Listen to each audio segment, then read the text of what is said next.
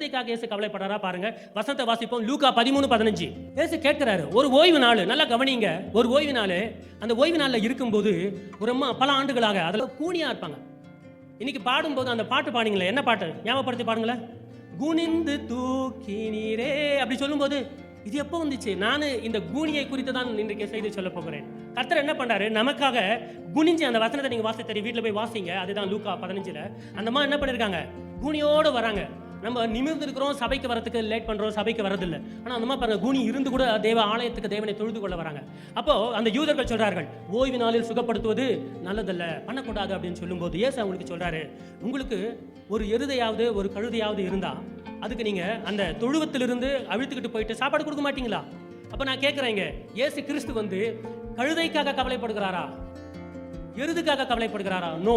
உதாரணமாக சொன்னார், மனிதனை விட குறைவாக இருக்கிற அனிமல்ஸ்க்கே, மிருகங்களுக்கே நீங்கள் இவ்வளவு முக்கியத்துவம் கொடுக்கும் போது, மனிதனாக இருக்கிறவர்களுக்கு நான் தேவனாக இருக்கிறேன், நான் எவ்வளவு முக்கியத்துவம் கொடுப்பேன்? Christians R not talk lovers, they are human lovers.